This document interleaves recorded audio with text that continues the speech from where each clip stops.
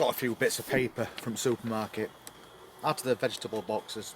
They don't mind you taking it, so I can pop this straight in compost. Maybe just wet it down a bit so it rots a bit quicker and it don't blow away.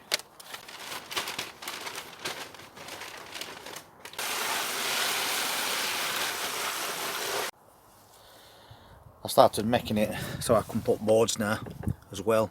So just nailed a piece of wood to the front, then offset another board so it creates that slot either side. So now I can take these boards in and out when I need to. And I've got this old compost bin which I've started moving so it all goes in the same place. Got quite a bit of grass in this, but you can see where it's starting to break down now and make some nice compost.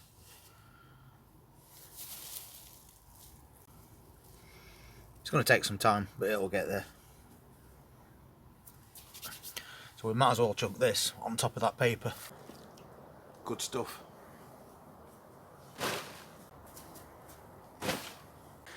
Looks like we need to cut grass today and all, so we can add a bit more nitrogen to them compost bins as well.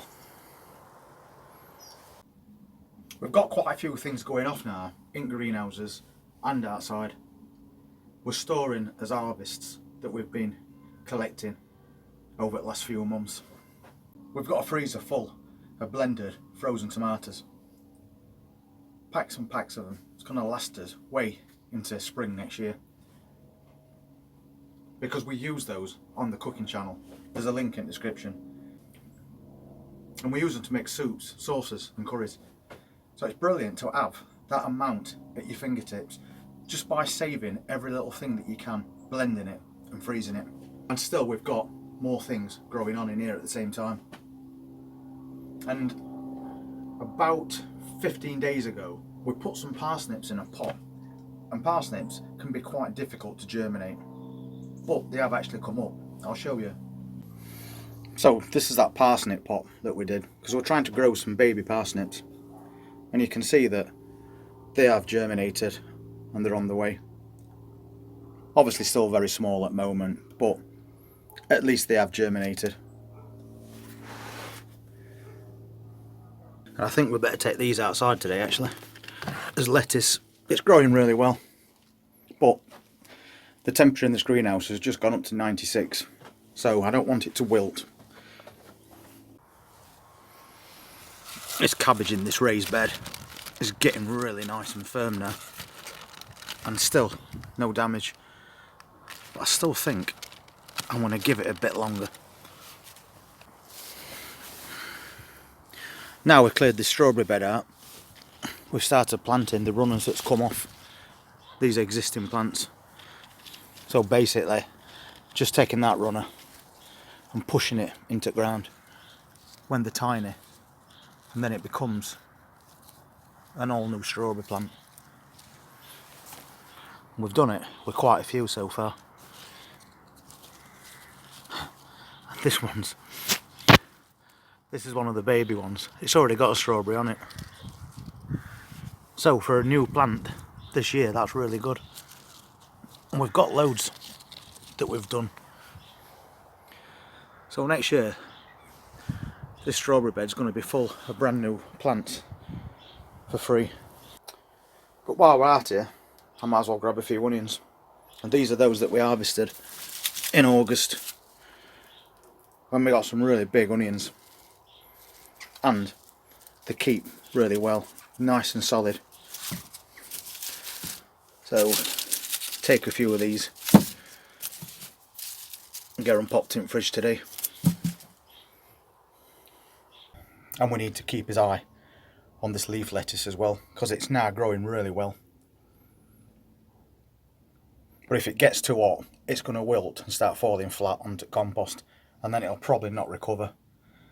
So I might have to move this box outside as well today, just for a few hours. At least peppers are loving it. Got some nice little peppers growing on there still. And we've got another one ripening. This Chinese cabbage has come through as well.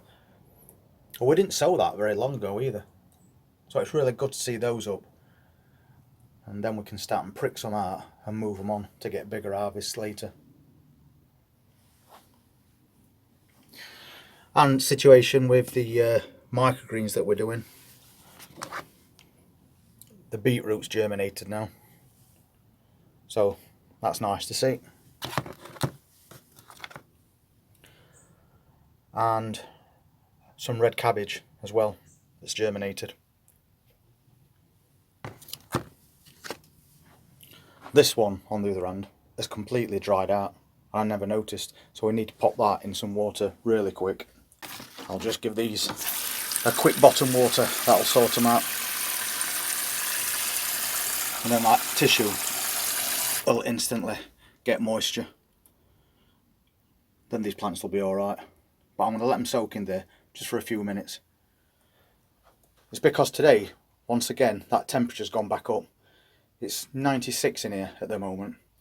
Yet the other day it was only 60. So these fluctuating temperatures mean you really need to keep your eye on your plants in greenhouses, because they could just get red hot and go over without you knowing.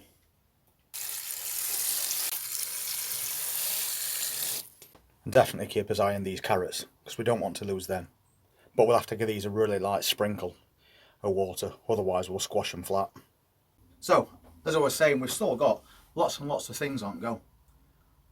But even though we're now in autumn, we're still getting these temperature fluctuations.